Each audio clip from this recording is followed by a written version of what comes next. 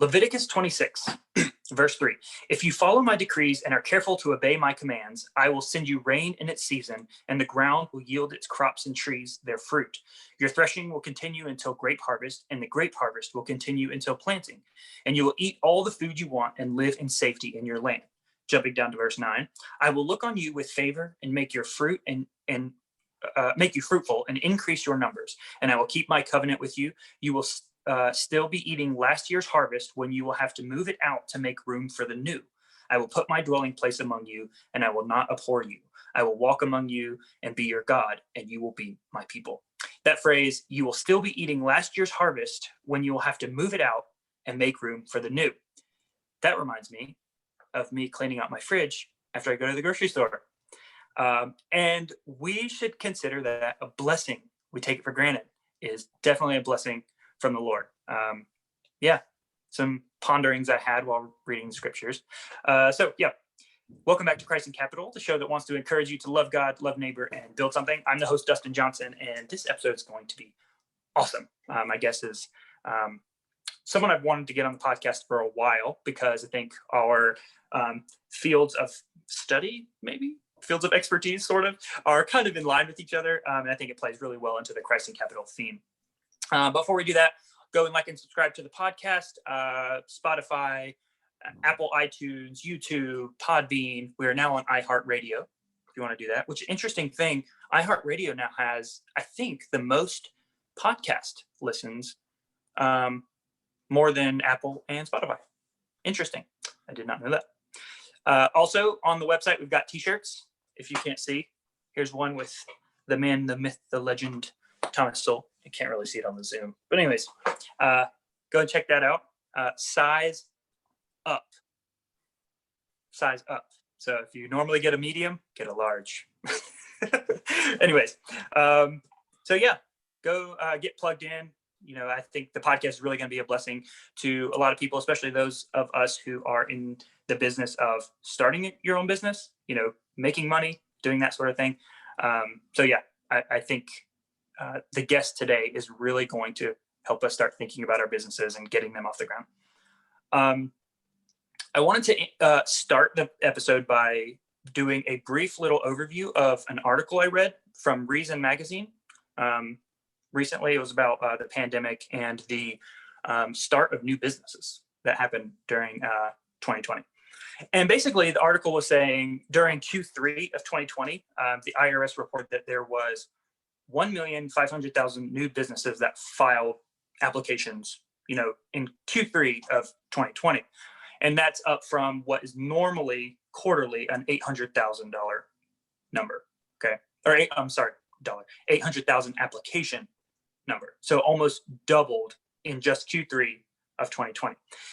And Reason did some analytics and they looked at the businesses and, a lot of them are probably people who had something in their head, a project idea that they had in their head for a long time and decided, hey, maybe they got laid off or they just see themselves sitting at home a lot because people are working from home or whatever. And they decided, it's now or never type of thing.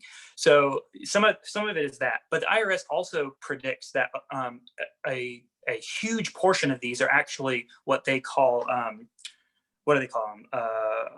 Viable, or what do they call them? Let me see.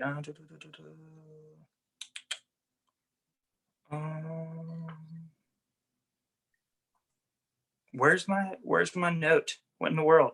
Anyways, they said that these businesses, some of these businesses, a big portion of them, are ones that are actually going to turn out to be really sufficient businesses that will turn into businesses that have payroll. So they'll employ other people, those sorts of things.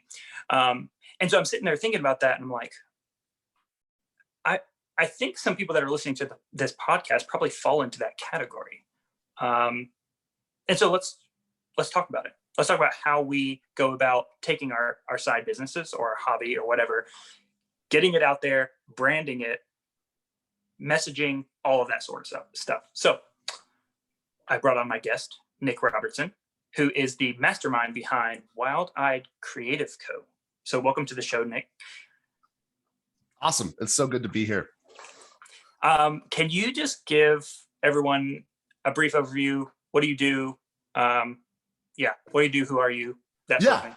Yeah, so I'm Nick. I am the founder of Wildlife Creative Co. We launched back in the beginning of 2019. And originally we just started with building websites for photographers and creatives. And then by the end of 2019, we moved into creating websites and then also doing branding, logos and things like that. And then going into 2020, we were still kind of carrying that. And we really wanted to start to emphasize how to build businesses with that. So we started to introduce brand strategy and really dive into the nuts and bolts of people's businesses, and get a really clear understanding of the types of people that they wanted to serve, how they wanted to serve them, and really starting with the foundation of brand strategy before we touched branding and then any other collateral like websites or print or anything like that. And so ever since then, we've been just pushing forward with the brand strategy before anything else. And we've seen a lot of growth, and we've seen a lot, and personally for our business, and then we've also seen the growth in other people's businesses as they've been able to really hone in on their ideal clients and how they want to serve them and how they can serve them. And yeah, it's been fantastic. Yeah, that sort of thing is really fascinating to me. The idea that we have so much opportunity to make money, right? Especially with the internet and with just the technology that we have at our hands to reach people, reach a market, or even just define a market or create a market for a product or service or whatever. And make some money off of it. I think is really awesome. So real quick, so I guess coming back to the Reason article, we're talking about these people who've started these businesses during Q3 of 2020, probably more in Q4 and Q1 of 2021. When we're talking about brand strategy, branding, marketing, what is your thoughts about how important it is, or is it even important to identify that before you even get started? Like, some people are going to say, just do it, just go out and do it, right? Put some your hand to the plow, right?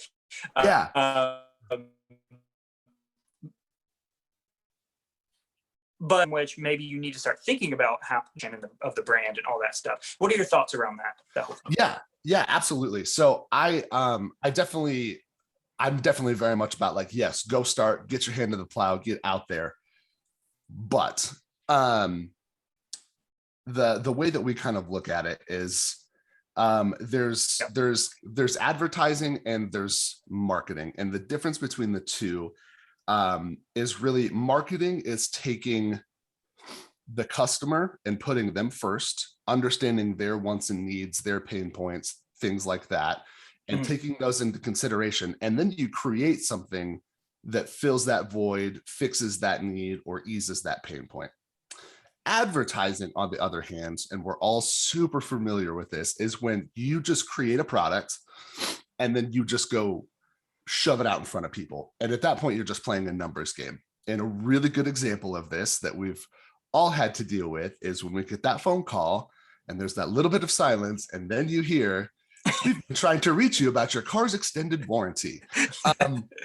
That is advertising. That is taking a product that you've created and just shoving it out there. And at that point, that's a numbers game. And sometimes that works. There's a lot of businesses out there that's what they do. They will find some stuff from a different market, whether you're drop shipping stuff from China or wherever. You find a product, you mark it up, and then you sell it in a different market, and then you run Google ads, Facebook ads, email campaigns, all of that stuff to try to take this thing and then push it. Whereas what we focus on is looking at an industry that you're passionate about. And then we start to do a lot of market research, look at that industry. What does this industry need? What are their pain points? What are they struggling with? Who do we care about? And then we create something around that could solve that, ease that, whatever. And then we start to develop relationships within that community. And then it's just kind of a natural byproduct at that point. So you're not just taking some random thing and trying to shove it in front of somebody. We're developing a relationship and helping them, serving them with something that they actually need, if that makes sense. So is that kind of how does that relate to like brand strategy? Is that what brand strategy is? Like, explain that to us. What does that mean? What is brand strategy? Yeah. So that is a large portion of it. So in the case of a photographer, right? So photography, it kind of plays in both worlds a little bit, because when you decide that you want to be a photographer, you're essentially you're creating a project, and then a product, sorry, and then you're trying to put it out there. But what we try to do is help you kind of pivot that mindset with the strategy. So, okay, you've got this product, your photography. So instead of just trying to shove it in front of as many people as possible, let's find a niche. Let's find a specific market segment for you that you're passionate about, something that you really, really, really love. I often use like the desert island scenario. Like, if you could just shoot one type of client for the rest of your life, and that's all you could do, what would that be? And so we really start to kind of like dive into that with our clients. And then we figure out, okay, I really like weddings. I want to shoot weddings for the rest of ever. Like, that's what I love. That's what I'm passionate about. So then we start looking into the local market. Like, how big is your local market? How many competitors do you have? How many other wedding photographers are there? How many other photographers shoot weddings, but then also shoot, 10 other different things? If we can niche you down and make you the specialist, as like you're the wedding photographer, you're going to have a lot more success than trying to shoot 10 different types of photography. So we'll look at that. We'll look at the market, look at who's doing what, and then how we can then start to dive into that community a little bit and figure out, well, okay, so you've got, say, here in Utah, we've got, you could have 50 weddings on a Saturday, every Saturday for the entire year. It's just bonkers. People get married out here like crazy. It's awesome. Wow. So with wedding photographers out here, one of the things that we've been successful with in helping people just kind of understand is that you can't just do the same thing as everybody else and expect to stand out, right? So if your MO is to be on Instagram and Facebook, and then maybe you interact with somebody and they inquire, and then you talk to them, you send them a contract, they book, they pay the deposit, the date finally comes where you shoot the wedding, and then you edit the pictures, you send the pictures over in a gallery, and then that's kind of it. Like, every photographer does that. Like, that is the base. And so a lot of photographers are coming in like, well, this is my business, and I'm really, really good at what I do. My pictures are really pretty, and I connect with my clients, but like the product that they're ultimately delivering is the exact same as everybody else. There's nothing that really differentiates them. So we also like to dive into that process and like, how can we change that up? How can we make it not just, okay, so this is what everybody does, so you have to at least do this, but what else can we do? How else can we make this experience something that nobody else is doing, that's at the same time still solving a pain point or addressing a need or an issue that the wedding industry might have, right? So again, there's a lot of levels, and we like to dive into all of them to really help you see what everybody else is doing, so you don't do that and get lost in the noise, so you can go occupy your own hill and be really successful. Okay. So kind of like mapping a direction for how you're going to define and, set yourself apart from the rest of the crowd. Yep. Okay. Absolutely. Yeah. That's awesome. Yeah. So curious though, what percentage of photographers, speaking of specifically of photography, because I know that's a big one. Like, I know lots of photographers. So how proportionally do you think that most photographers do that whole, like, I'm going to do everything I can sort of thing? Yeah. Okay. They just kind of dive into it. And, and the reason I do say just dive in, because like, part of being an entrepreneur, one of the hardest parts, the scariest parts, is just getting started. Yeah. Because it's a whole new world. And month to month, especially at the beginning, you don't know what's going to happen. And that stops a lot of people. It prevents a lot of businesses from ever starting, because they're like, it's too scary. There's too The many security. unknowns. Yeah. Yeah. And so that's why I'm always a big proponent of like, just jump in feet first, work your butt off, and you'll be okay. I promise you'll be okay. um, yeah. And so with photographers, they jump in, and I think that's great. But the problem is they kind of stay there. Like they jump into the pool, but they don't ever really start to swim to the other side, if that makes sense. Yeah. They just kind of, they jump in, and that's great. They're started. I'm so proud, but then they're still being run and controlled by that fear of like, I don't know if I'm going to make enough money. Like, how's this going to work? And so then they try to do everything. They shoot they shoot weddings and families and bar mitzvahs and just, they shoot everything. Infant photo shoots. Yeah, exactly. And so they're just so scared that they're not going to make the money that they need to make, that they just try to do everything. Yeah. And then what happens, and we see this all the time, is you have somebody, a photographer, in particular, that wanted to start their own business because they were looking for freedom, not just from the 9 to 5, but freedom to live life on their terms. And then all of a sudden they end up stuck just like they were that 9 to 5. Yeah. And so one of our big goals, especially with the brand strategies, to help them go deeper into what they're really passionate about so they can get unstuck, not only to make more money, but to be more fulfilled with the work that they're doing.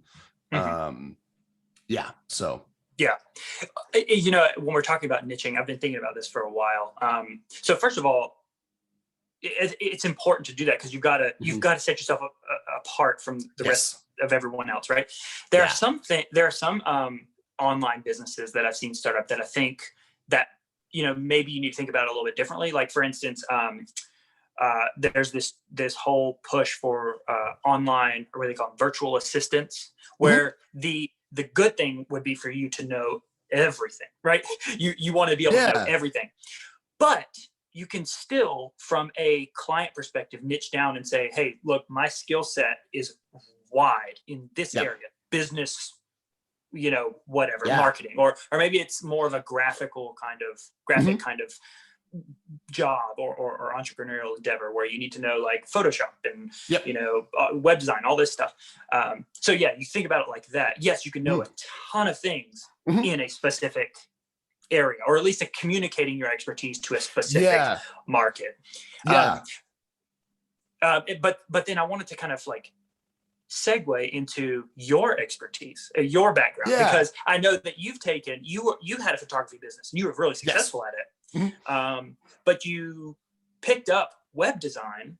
Yes. And the web design thing, it seems like from just looking at your Instagram and all this, all the different websites that you do, one of your big focuses is photographers, making websites for photographers. And you've kind of combined those expertise, which I think is awesome. When people take two things that they know really well and they combine them to narrow down their market into a specific subset. Because I know a lot of people they have, an interest or a hobby, and then they look out online and they see a quadrillion other people doing the same thing and they get discouraged. Yeah. But if you could just take another area that you are a little bit, a little bit about or are interested in, and just combine it, that will narrow down your market significantly. Yeah. Can you talk about that? How did that work? The photography and the web design, give us your thoughts on that. Yeah, absolutely. So, and I want to preface this too, because this is the power of running your own business, even though it can be terrifying. And even though it's definitely really stressful at times, this is why I'm such an advocate for people stepping out into their own businesses and creating things like that. Because when I very first started taking pictures, it was back in like 2007, I think, maybe 2008. Okay. And a buddy of mine had a couple of cameras, a couple of Nikon D40Xs, and he just kind of had them sitting around. And so we found ourselves at Cornerstone Music Festival back when that was still going on. It's like this week-long Christian music festival where like all of the top bands from you know, not just the CCM, the contemporary Christian music, but like not the K-Love stuff. Yeah, not the K-Love. Like we had some of those bands, but we were talking like, you know, August Burns Red and As I Lay Dying. It's just like, you know, all of these bands, a lot of indie bands, you know, kind of on the Christian circuit. And so we found ourselves, yeah. Let me just interject here for the audience. Nick is a vocalist, or you play guitar as well, and you were in a band with our mutual friend Steven from Popular Belief. Yep. So yeah, go check it out. To Every Cynic, right? Yes. Okay. Yeah. But anyways, keep going. I just want to throw that in there because a lot of people don't have the backstory, but keep going. Yeah. So 2007, 2008, we found ourselves at this festival, and Ryan had his cameras with him, and Ryan got this harebrained idea. He's like, dude, if we have our cameras in one hand and we make some fake press passes, he's like, I bet we can get either on stage or backstage with our favorite bands. And that's what we did. And so that's kind of where photography began for me. Was like, wasn't even really trying to take pictures. I was just trying to use this camera to like get as close to my favorite bands as possible. But in that process, I did start taking pictures, and I'm like, this is really cool. Like, I really, really enjoy this. And to go back even farther, my dad is a photographer, and my grandpa was also a photographer. He had a really successful wedding photography business. So I think it was just kind of a natural progression. So 2007, 2008, we're messing around with that. And then I just kind of play with it a little bit here and there from there. And then we get into like 2009, 2010. I'm heading down to Greenville, which is where I met Steven. And so my actual college degree is in digital media, which basically means I just got to kind of sample a lot of things within the digital media realm. So my main course was audio production, but then I got to do web design, coding, photography, had a couple of video classes. Like I just got to do several different things. And so I got access and kind of got a taste of all of these things. But in college with To Every Cynic, like that was our main push. And that's what we did until we all graduated. And then once we graduated, my first job out of college was actually for a local news station. And it was really interesting. So it was, this news station would go out to local businesses and sell airtime.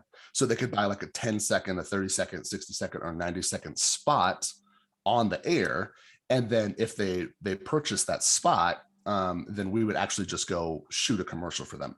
So I really got to cut my teeth, like actually working with people, taking pictures, doing video and stuff like that. And so I really, really fell in love with that.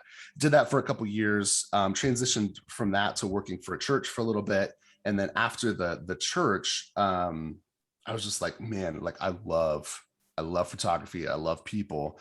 So I'm just gonna try doing the photography business. And this was back in Illinois at the time. And starting out was pretty rough. Like I was super young. I didn't know anything about business, like at all. I just jumped in feet first. Yeah, just jumped in the deep end. Just jumped in, and it was scary, and I wouldn't have been able to do it like I did without my wife. Like she was my biggest fan and my backer and my supporter and my rock. And we did that for a little while, and then we're like, hey, let's move to Utah. That sounds like a good idea. And so then we did, and Utah was a totally different market. And I went from like, I would say like a small to medium-sized fish in a relatively small pond.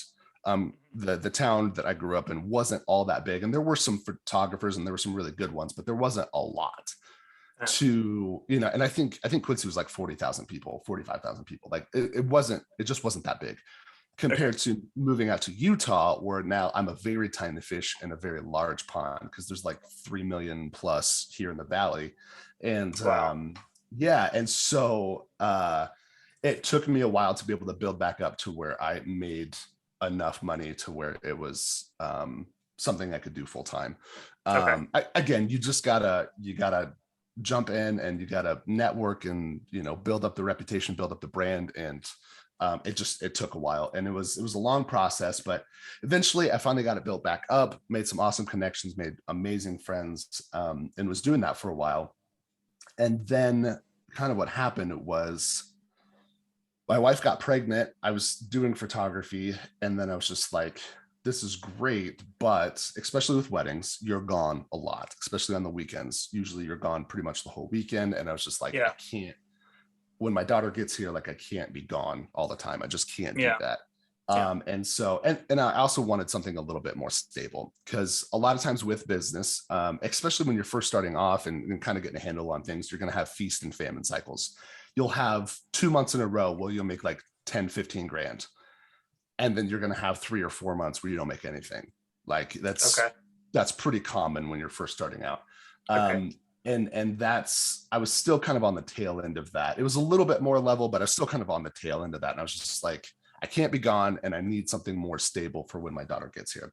So I kept doing photography, but I picked up a marketing, like a content marketing job with a local company, and did that for like the first year and a half that Riley, after Riley had been born. And so things were stable, but I was still gone and busy all the time, because with that marketing job, we had like trade shows that we were doing down in Vegas, and it was really busy. And I was not around much for the first year of my daughter's life. And I kind of had like this come to Jesus moment where I was like, this isn't okay. Like, this isn't the man I want to be. This isn't the husband or the father that I want to be. Something's got to change. And I remember it was really interesting, and God's kind of funny this way.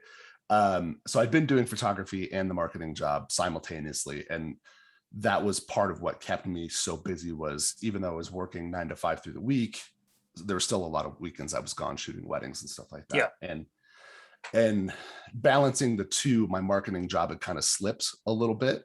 And so I got to this point where I was like, okay, like, I'm going to stop doing photography, and I'm just going to double down on my marketing job. And it took me a minute to get to that place, because I would have rather done photography than the marketing job, but the marketing job was safe. There was security there. And I knew if I doubled down on that, then things would be a lot better from there on out. So I stopped doing photography, sold some of my gear, and kind of pulled myself out of it, and really started to double down on the marketing job. And then the marketing job was like, hey, we don't need marketing so much as we need like data management. So they're a $25 million company. They have a lot of customers. They've got a lot of stuff like that they're doing right. But their back end systems and processes were a little messy. And so they're like, we're going to kind of transition from really doing more content marketing to more like, we need systems and processes to facilitate the customers that we have and all of that stuff. So then we started looking at something called Salesforce, which is this customer data management system. And it's huge. And it's something I had used before, but they're like, no, like, you're going to like build this for our company. And I'm just like, okay. And I spent a few, it's like, I can't.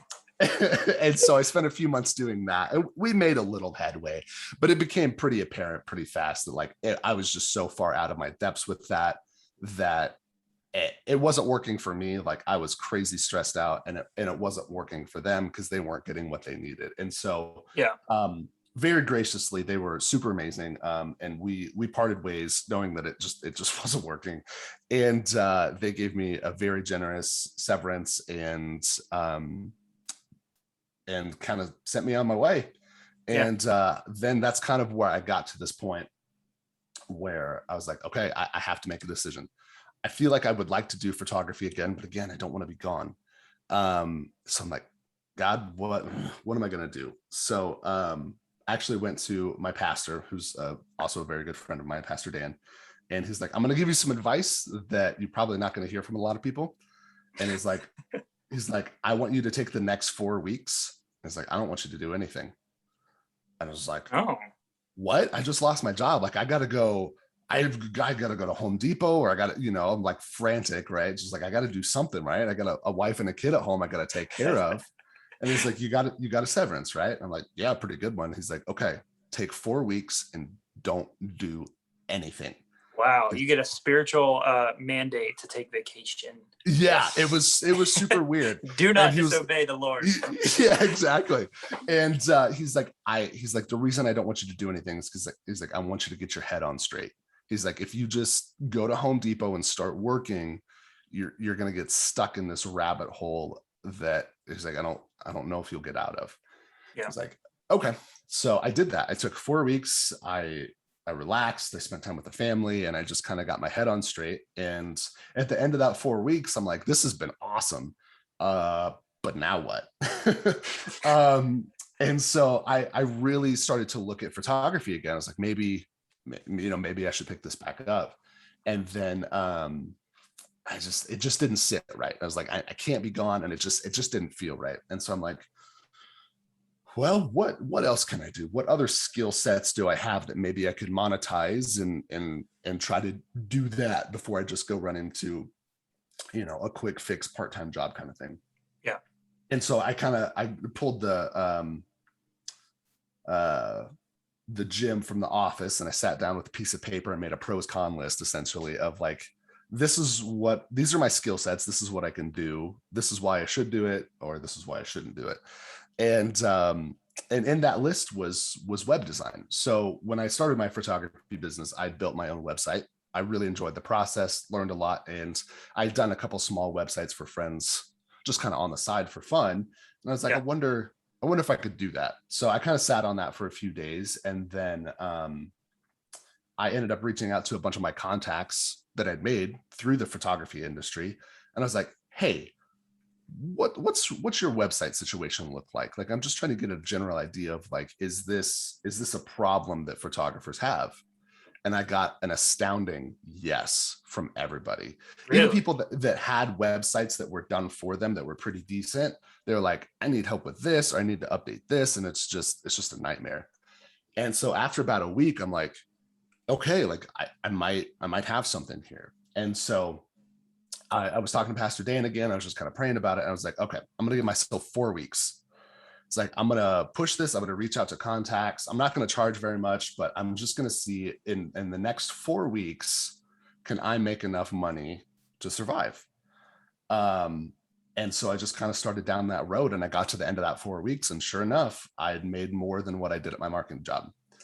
Wow. And for the entirety of 2019, I literally took it 4 weeks at a time, because I wanted to make sure that God was a part of it. But I also wanted to give myself the opportunity to understand that running your own business is hard, and there's some things that you have to push through. And just because a door might be closed, or you might have a roadblock, that doesn't necessarily mean that's God telling you no. That just means there's probably an area that I needed to mature in, or something that I needed to learn. So that's why I wanted to give myself 4 weeks. So that way, if I did kind of hit a bump or a roadblock or something like that, I had the time to at least try to push through it before I decided whether it was God saying yes or no. I think that's good. Yeah, that's a good philosophy. Yeah. Yeah. And so, I took it 4 weeks at a time in 2019, and now we're in 2021, and we're still cooking. So do you think so? The whole I mean, how do you think that has set you apart? Because it seems like, okay, you know how to do web design stuff, create websites, but you also have the photography background. What do you think that the photography brought to the website that you think made you successful in that area? Yeah. So I think a lot of it was just, and any industry, there's lingo, and there's inside jokes, and there's just a general understanding of the types of things that happen in that industry. And since I'd worked in that industry, like, I knew all about that. Like, I know what it's like to shoot an all-day wedding, and then you're supposed to be out of there at like 5 o'clock, and then they're like, hey, can you stay for like an extra 4 hours so you can get X, Y, and Z? And you're like, well, yeah, but like, that wasn't in our contract, and I'm gonna have to charge you for it. Just goofy little things like that I've personally experienced. And so being able to resonate with other photographers that have experienced that, or know what it's like to have somebody reach out, ask for your pricing, you give it to them, and then you never hear from that person again. Like, I'm really familiar with all of that stuff. And so I think I just had a leg up on a lot of web developers because I had an automatic connection point because I'd lived that. So and at the very least, you know better how to communicate what the service that, or at least the solution to the problem or the pain point that photography business, is after, right? Which I think is absolutely. Messaging, communicating your product is just as important as creating and providing the product or service itself. Absolutely. And I think one of the big things too was that I had spent at two different locations. I had to basically start my business over. So when I first started in Illinois, and then when I restarted in Utah, and I think a lot of times, especially when you're first starting, it's not that you learn what you should do.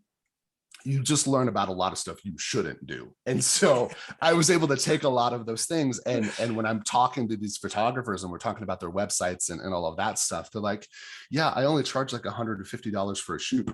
Excuse me. And I'm just like, $150 for a shoot. Like, that doesn't even cover your cost of doing business. Like, how are, and that was a really big push. So from 2019 to 2020 was, in 2019, we were just doing websites and branding. And when I got to the end of 2019, like, I had this long list of people I'd worked for, and it was great and it was awesome. But when I really thought about the work that we did, I just didn't feel like we had honestly like helped those photographers. Like, yeah, they got a pretty website and a pretty logo, and I'm sure it did something, but it didn't really help them grow their businesses at all. For spending the money that they were spending, the ROI that I think that they ended up getting off of those websites, just, it wasn't very much because they didn't have that strategy foundation. They didn't know that you can charge more than $150 for a session, and that you don't have to try to shoot 20 people in a week to make a living. Like, they just didn't have a lot of that foundational stuff. And so going into 2020, we're like, no, we need to be able to take a look at their business, what they're doing, what they're charging, and like actually set them up to be successful. And then using that strategy to then develop their website and all of that stuff, so that when we do release them, their businesses will grow, if that makes sense. Yep. It's like the, when you jump in, like we were talking about earlier, you jump right in, you just do whatever you can, just flailing your arms, trying to swim, keep yourself above water.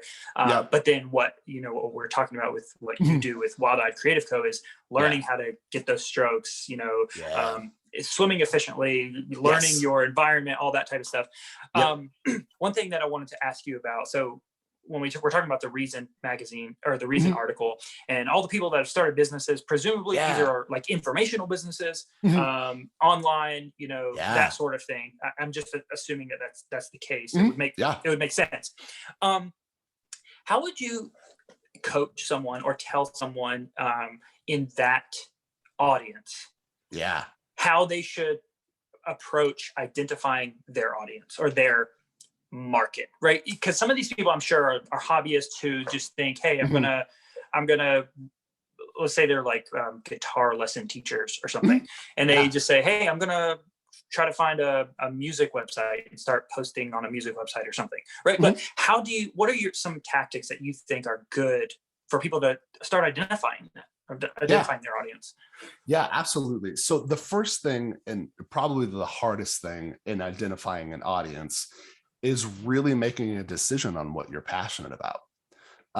So in the the vein of the guitar teacher who wants to get out there and start teaching guitar lessons, if you just put out there, hey, I teach guitar lessons, cool, so do like 3 million other people. Right. But if you put out there, hey, I teach guitar lessons focusing on the box method for intermediate guitar players that want to get to the next level in metal guitar, now you got something, right? But that all really depends on what you're passionate about. You know what I mean? And so you really, the differentiator is ultimately deciding, what do you want to do?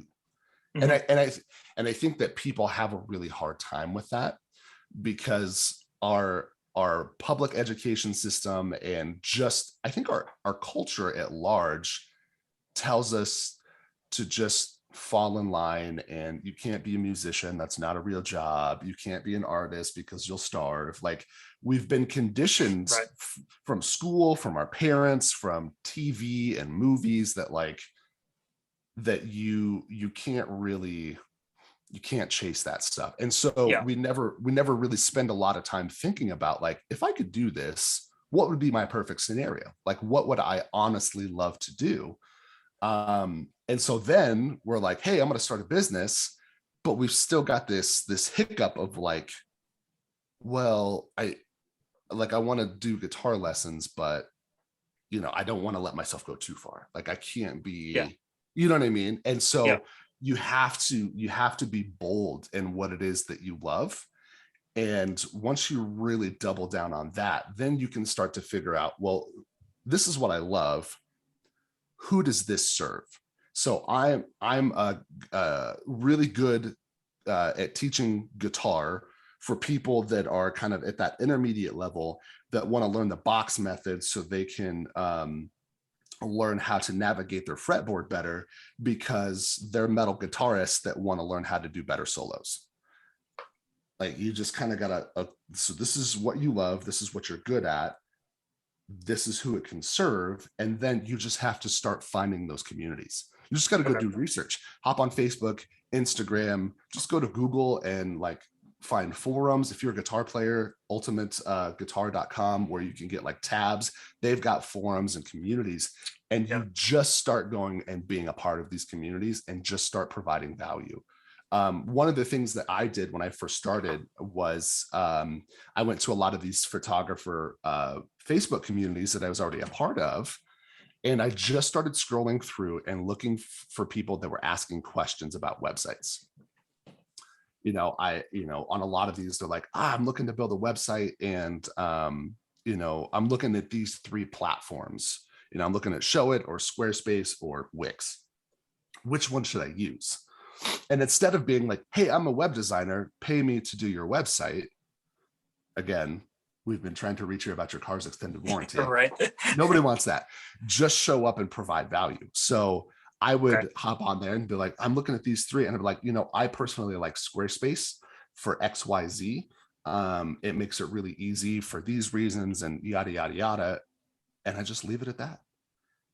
I start providing lots of value. And I did that on hundreds of posts. That's something, sorry, just interject. That's something that you can like do like easily. Like when you pick up your phone every how often, just quickly, just go on there real quick, leave a comment for someone, right? Yep. And that accumulates over time, and you start building this that interest compounds. It really does, because after I probably responded to like 10 people in 10 different groups, before you know it, I'm getting DMs like, hey, tell me more about this. Tell me more about this. And then I'm like, well, so I build websites and this is how I did it. And this is why I think it works well for photographers. And they're like, oh, well, how much do you charge? And I'm like, well, depending on what you need, you're looking at a range from this and this. I mean, does that sound like, something that might work for you? And before you know it, I've got 10 clients just because I showed up to provide value. And you didn't have to put in a ton of time. Like, it was just in passing. I was already on Facebook. Yeah. I was already on those platforms. Like, it wasn't. Yeah. Yeah, exactly. Redeeming the time. That's what we're doing. Yeah. Yeah, exactly. That's awesome. This has been so encouraging, especially for me. My wife does embroidery stuff, as you can probably see back here in the back of her little craft table and all this stuff. And just, a lot of that stuff, there's lots of embroiderers on internet. You got to figure out how you're kind of, differentiate yourself from everyone else, because there are a ton of people doing it, all that sort of stuff. So it's been super encouraging. But I know we've been going for a while. I wanted to ask you, so we're both Christians. I wanted to get your thoughts on what are your thoughts on Christians in business? Is it okay for a Christian to be rich? I mean, is it okay for a Christian to accumulate wealth? What are your thoughts? I have my thoughts. I think the audience knows my thoughts, but let's just hear from you. Yeah. And I'll be totally transparent. Like, this is a battle that I've been fighting for the better part of 6 months. because again, I think a lot of schooling, a lot of our culture, and especially, so this was brought to my attention like just a couple of weeks ago, and it kind of blows my mind. When you look through any movie that has something to do with a business owner, how is that business owner portrayed? Dude, Disney, the cartoons, when we're kids, the business owners are the bad guys. They're the bad guys. They're the villains with the pocket watch and the monocle. Yep. And business owners have large and part been portrayed as villainous types, and it just blows my mind. They're like robber barons of the 1800s. Yeah, exactly. Essentially. Yeah, exactly. And so we grow up with that, and we're kind of getting indoctrinated with that. We don't even realize it. And you see that coming to fruition now with our political discourse. But anyways. Yeah. So discussion for another time. Yeah, no, you're good. So we've got a lot of cultural brainwashing going on. And then we've got, and this is probably even scarier, is we just have bad theology being taught in churches all across America, where we're told, and my parents weren't anti-rich, but I grew up hearing phrases like only lucky people get rich, or only lucky people win the lottery, or it was just a very negative connotation on people that had money, like they probably did something super sketchy to get it. Yeah, exactly. Was kind of that viewpoint. And so I grew up with that. And so when I went from a 9 to 5 making about $1,800 a month to working for myself and making double, sometimes triple that, I was just like, man, is this okay? Like, am I sinning? Is this a sin? And so I had a lot of these really limiting beliefs around money. I've spent a lot of time talking to my pastor. There's still a lot of things I'm searching out. And this is one of the other things that I think has done a lot of damage, especially in the church and just with Christians in general.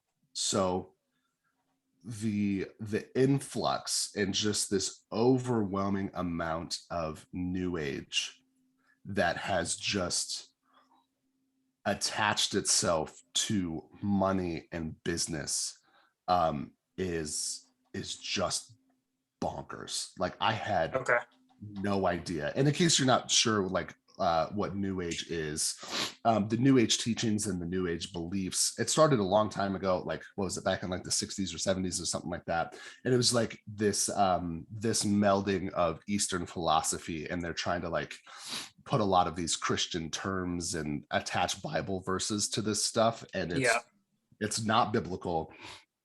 A lot of it is just straight up idol worship, and you'll hear things, especially when you hear Christians using words like karma and manifestation and speak it into existence. Yes, yeah. The say it, or the name it and claim it. Name it and claim it. Yeah. So like you hear from a lot of these prosperity gospel teachers, it's just not biblical. So we've even got that working against us, to where like, I know that's not biblical. I'm just like, man, like what is a biblical perspective on making money and having money and being blessed and being wealthy and stuff like that. And for me, what it really came down to was just a total mindset shift of what money is and what money isn't, and how God judges the heart. And so for me, I mean, we're not rich by any stretch of the imagination, but having more money than we did before really came down to, if God can trust you with the little things, he can trust you with the big things. And we were as diligent as we could be with the little things, and little by little, God started to grow us as people and grow our finances, because for us, having more finances allowed us to be bigger blessings. And, and that's just kind of the path that I'm on right now. Money is paper, and there's no You know what I mean? Like there's no intrinsic value to, Yeah. like we are the ones that place the value on a piece of paper, right? Right. Like we're the ones that say this is worth something.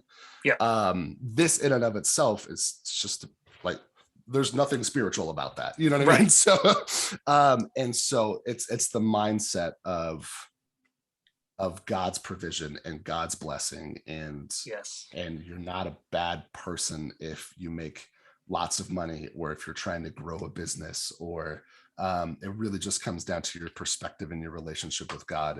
And I think understanding that like money comes and goes, and like the parable of the talents, if God Yep. allows you to make money, it is your job to be diligent and a good steward of what he's given you, and to multiply that for a myriad of reasons, blessings to the church, blessings to the people around you, Yes.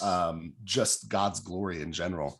But Absolutely. yeah, I know that's kind of a roundabout. I didn't want to go like super deep, because again, I still have a lot of mindset work to do with it, because like, Yep. there are verses like it's easier for a camel to pass through the eye of a needle than it is for a rich man to enter heaven. And there's context there that Yes. Yep. that is very specific. But again, when you grow up hearing that kind of stuff, like it does take time to really readjust your mindset to a good biblical perspective of money. Yes. The audience had probably listened a couple episodes back. We talked with Jerry Boyer. He's the author of the book, The Maker versus the Takers. I would recommend it. Super awesome book. He places all of Jesus's sayings in the Gospels about money and all that stuff in the context of the overarching biblical narrative of gardening, tilling the garden, keeping the garden, right? Yeah. The fall happened, but now we're on a trajectory back to, in a sense, doing that same thing, right? And that working the garden and keeping it and being productive and fruitful and beautifying the world and discovering and all that type of stuff. That's the framework you've got to fit all of this into. And when you think of it in that terms, all of this business stuff that we're doing is just arranging networks, getting people together, putting labor and materials together to create these new things that make it easier for people and provides food and services and all this stuff to other people. And so the dollars that we were talking about just a minute ago, in a perfect world where there's not any corrupt government intervention, ideally government should not really have any say in economic matters, in my opinion. But in that regard, every dollar you exchange or that you have is a representation of something that you've provided someone else, right? In some sense, the only thing that should represent is a free exchange with someone else, because they wanted what you had more than they wanted what they had, right? And so that's what it should be. Now, obviously, that's not exactly the case, because there's cronyism, there's corruption, all that stuff. But when you fit the business stuff and the trade and the creativity and all that stuff inside the framework of the biblical narrative of creation, fall, redemption, glorification of the world, all that type of stuff, it gives you a different perspective. We're no longer, businessmen are not necessarily the big fat guy with the monocle and the pocket watch and stealing everybody's money. Absolutely. They're value creators. Yes. And that's the key right there. It's the value. And that's why I'm so big on the marketing versus the advertising, I guess you could say, is because when you put your audience first, you're looking at what they value, what's important to them, how you can serve them. And that's one of the biggest things with Wild Eyed that we really push with our clients, is how can you be a better servant? How can you make more of an impact into the lives of the people that you're working with? And just as kind of a quick example, so we do, they're called whiteboard sessions. You can't see it, but over right here, like I have this massive wall of whiteboard, because I just, I'll get the client on camera and we're talking and I'm just writing, because there's power in getting these things that just rattle around inside of your brain and getting them out to where you can Right. visually see them. And so I was doing a whiteboard session with somebody one day, and they were just struggling to see really the value in what they did, because they knew that they needed to charge more, but they just didn't feel like they could.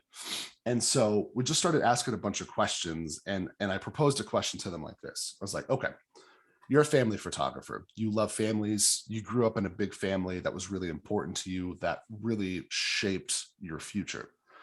And you know how important that is.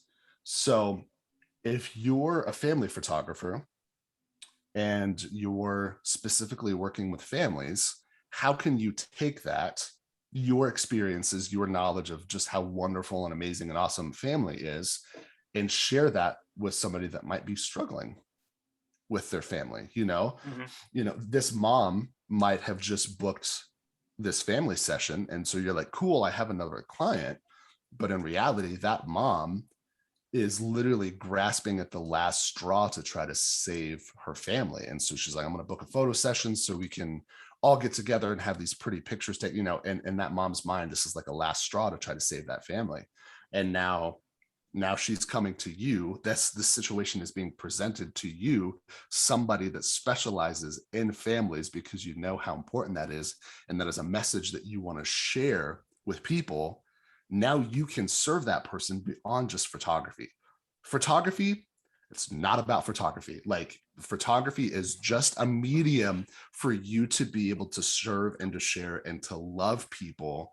And that's what we really push. And I believe that is the case for anybody that wants to start a business. Is don't just think of a product that you could try to sell to make money, but think of things that you can do that are going to have a positive impact in somebody's life. I love it. And freaking just get after that, because your product then becomes a platform for you to connect and just love on people. And awesome. So, yeah. And so to me, that's the most important thing, is that, and even just in the last few months, our whiteboard sessions a lot of times turn into therapy sessions. When you ask Okay. when you ask somebody why they don't feel like they can charge the prices that they need to charge, and then you start uncovering that, their family has a really negative mindset, or they grew up with the dad that did X, Y, and Z. And then you just start to find all of these little pieces that have kind of come together to create the mindset that this person has. And then I get to tell them the wonderful news that that's garbage, and that you can charge what you're worth, and that you're going to serve people, and that life doesn't have to be this way. And then you just start to see that person just slowly through that whiteboard session just start to come alive, and the light bulb starts to go on, and they're like, oh my goodness, things are going to be totally different now. Right. And in a lot of those instances, especially because it's my own business and I don't have Big Brother looking over my shoulder, I can share Jesus with those people in those moments. And it's just aside from the money, it's just so much more.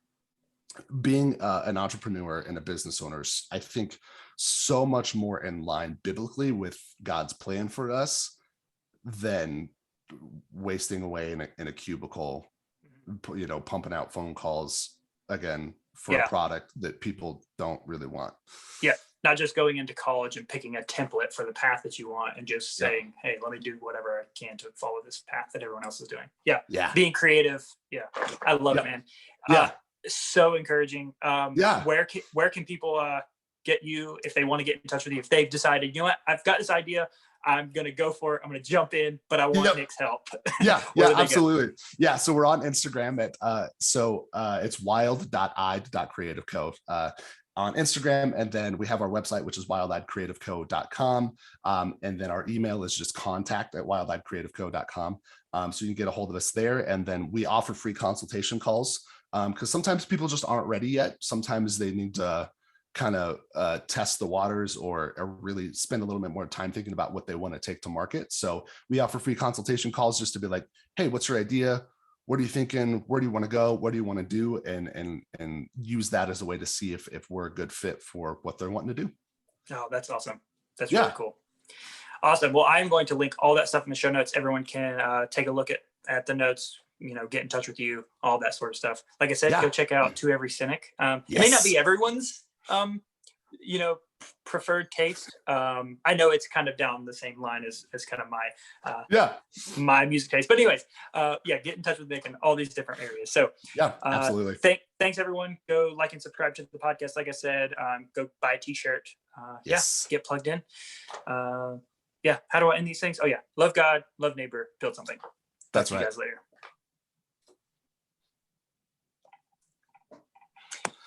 Awesome, dude.